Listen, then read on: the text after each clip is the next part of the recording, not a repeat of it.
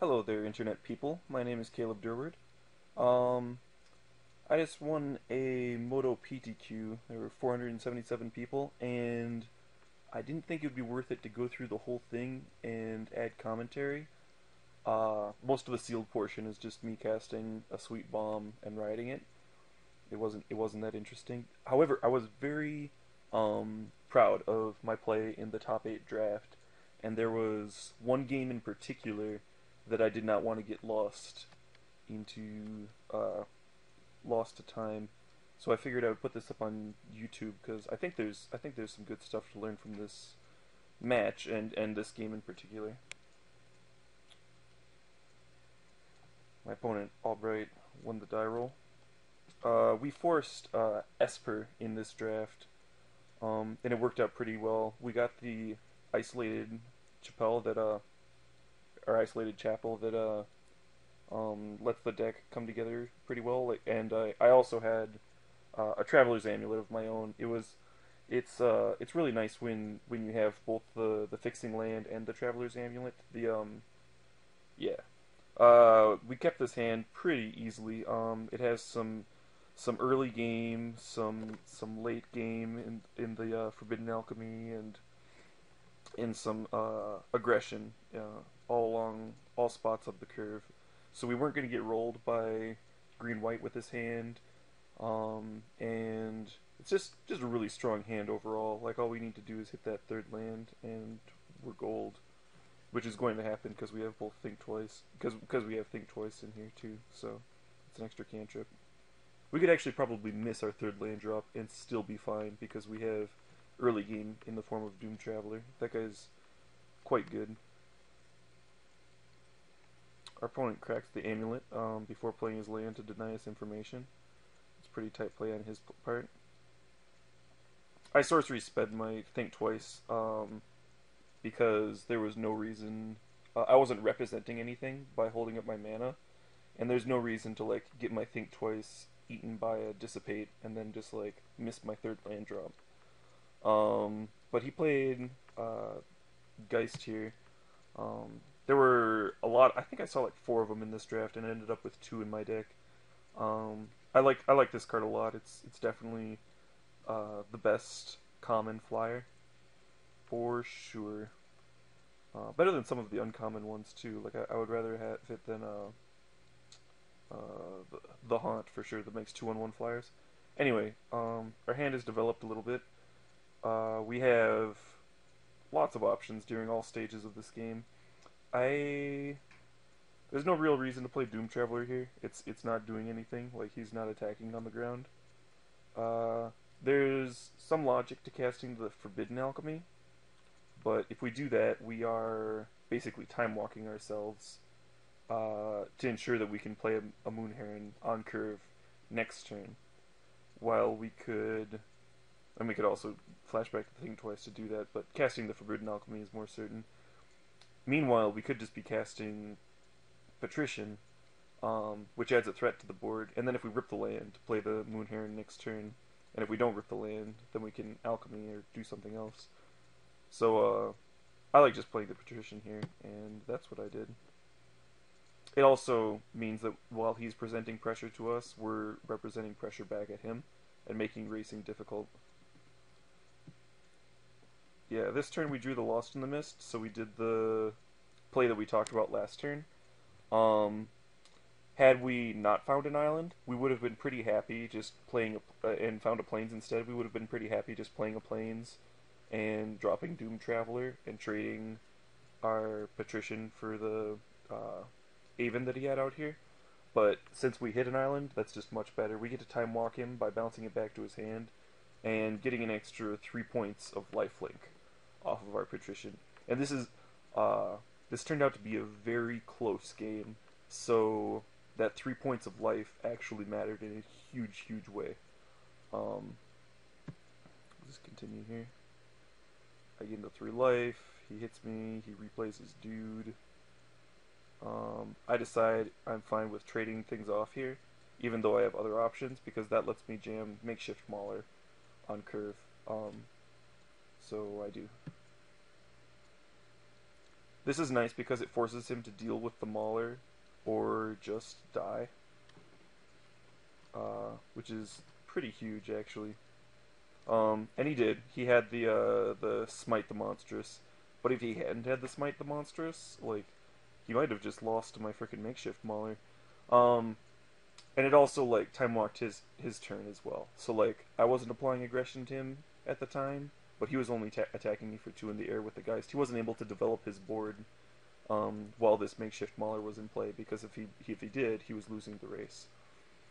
So then I untap and play a Moon Heron, which is nice. It's not quite as good. It's not as cheap as the Geist, but it has similar stats. Like they can trade with each other, and that's fine. I didn't want to play my own Geist simply because uh, it's like if I rip another planes, I'll be able to go Geist plus Doom Traveler, which is fine, I guess. I think I didn't want to play it because it also lets me go Geist plus Sensory Deprivation in the same turn. Um, Next turn, if I so felt the need. Like if he just left the Geist back to block and played a ground pounder like a Juggernaut or something, then I think I was thinking that I could Sensory Deprivation his Geist, smack him with the Moon Heron, play my other Geist, which applies a lot of pressure, um, which is good.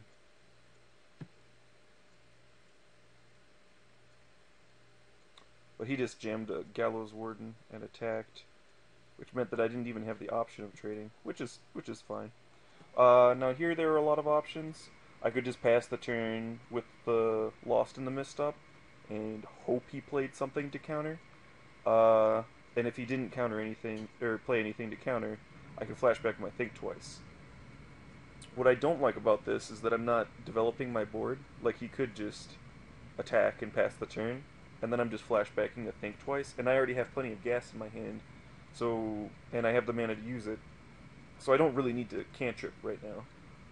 What I need to do is achieve parity on board because right now I'm behind.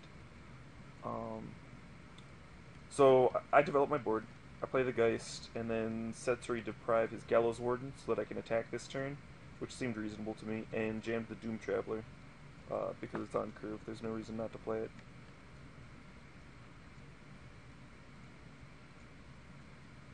Now that's a pretty aggressive sensory deprivation, and it might have been a misplay. This is a very complicated game, and there are a lot of different lines. If, for example, I had sensory deprived his Geist here, and then held the Moon Heron back, he would not be able to attack into my Moon Heron. Um, but that would have like, as I said, completely changed the game, and not necessarily for the better. Because then he decides to feed Hunter my Geist so that he can get in with his Geist as well with this line. And then he plays One-Eyed Scarecrow. Now that One-Eyed Scarecrow is surprisingly relevant. It's a very solid creature normally, but most of my actual threats have flying. For example, if my Doom Traveler dies, I have a 0/1 flyer, which is infinitely more worthless than a 1/1 flyer. Also, my Moon Heron can no longer attack through his Gallows Warden, which is kind of what my game plan was hinging on when I sensory deprived that. Uh, I'm not too worried. After all, I have Silent Departure still in my graveyard. Um, Think Twice to flashback and get gas. A Lost in the Mist, which can bounce his Scarecrow for a turn. I have Priest, which can keep his Geist tapped down or tap down his Gallows Warden so I can start getting him through damage. And I have, of course, the Feeling of Dread that I've had since the start of the game, which I'm hoping to set up a game-breaking situation where it just, like, stone wins me the game. A lot of the Feeling of Dread deck is that. It's a lot of, like, dicking around, getting in for damage, seemingly losing the race, and then winning out of nowhere because you tap down the right guys and just getting there. I can't attack, I have to pass it back. I can't block, so I have to just take the 2 damage. He Grasp of Phantoms me, I Think Twice, which kind of like undoes the damage, but it doesn't give me ahead like Think Twice would normally do. Now I don't replay the Lost in the Mist, largely because he doesn't have a strong clock on me. Or, I'm sorry, I don't replay the Pilgrim, because he doesn't really have a strong clock on me. He's only getting in for 2 damage a turn. So I have inevitability here. Like, if I draw a land off the top now, I can play the Pilgrim and hold up Lost in the Mist, which is amazing. And if I don't draw a land off the top, then I'm drawing more gas, and when I do draw the lands, I can still hold up Lost in the Mist. He's only getting in for 2 damage a turn, so that's like 7 turns for me to draw that. I'm sorry, it's 6 turns because of the Pilgrim, but he is undoubtedly going to do something before then, especially if he thinks that the Grasp of Phantoms is going to buy him another turn. So if he flashes that back, I get to Time Walk him with the Lost in the Mist, because there's no way he can Phantoms, have me bounce his Geist, and then have him replay the Geist. So, but he does nothing. I draw the Midnight Haunting, which I'm ecstatic about, because if he does nothing, I can just cast it. Even still, it's not really too exciting because there's 0/1s. However, um, eventually, I think I'm going to get rid of the Scarecrow because I don't see how I'm winning the game other than that. Anyway, he smacks me for 2 again, and this turn he decides he's going to flash back the Grasp of Phantoms. Now, at this point, since he didn't flash it back last turn, but he did flash it back this turn, I'm thinking something changed. He realized, I think he knew that I had Lost in the Mist in hand, or maybe he didn't realize, because I flashed back Think Twice last turn, so maybe he thought I was going to, not Deep Analysis, he thought I was going to Forbidden Alchemy this turn, or cast more Think Twices, because I had something to do with my turn last turn, despite not replaying the Pilgrim. So that might have explained his not grasping last turn, but grasping this turn. I don't know, the Think Twice was already in my graveyard, though, so that seems kind of sketchy. Yeah. Yeah. Yeah, I don't know why he waited a turn. It's possible that he could have drawn something sweet and not wanted it to be countered, so he wanted to draw the counter out of my hand, I think was my initial thought. Anyway, I chose to bounce the Fiend Hunter here, because that lets me get in for some damage, which is relevant. Um,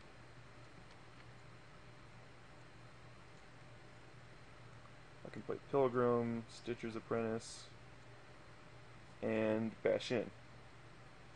Now getting in for 4 damage is super relevant at this stage in the game. Again, because of how tight the race is. Look, we're both at 10 life. Uh, I can't really attack profitably through his guys, so I have to really, when I see a chance to get in for 4 damage, I have to just take that chance.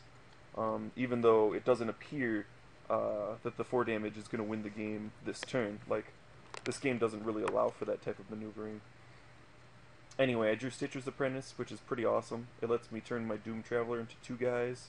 Lets me turn this Pilgrim into a guy. So eventually I can have like a pile of 2/2s here. Yeah. Once again, I'm still trying to set up for a turn, which I can get in more of that damage, because I have both Feeling of Dread and Silent Departure in my graveyard. So I ship the turn back. He refeed Hunters, chooses the Geist again. I can't attack. He 2s me again. I'm not really afraid of the Mausoleum Guard. Like, with the Stitcher's Apprentice, I can make infinite ground blockers, and I can always jump with the Doom Traveler as well. I decided to flashback Forbidden Alchemy rather than play the Haunting, because again, the Haunting is nothing particularly relevant, although I could turn a 0/1 into a 2/2 if I chose. Still, oh, I remember. My main reasoning for flashing back the Forbidden Alchemy was that I only had 16 cards in hand, and I still had a Noble in my deck. So if I managed to hit that Noble, I almost win the game instantly here.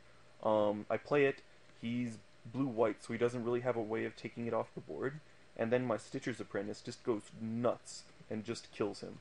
Like, he wouldn't be able to attack because I would gain a pile of life, he wouldn't be able to block, and then he wouldn't be able to answer my, like, 1 life gain per turn swing.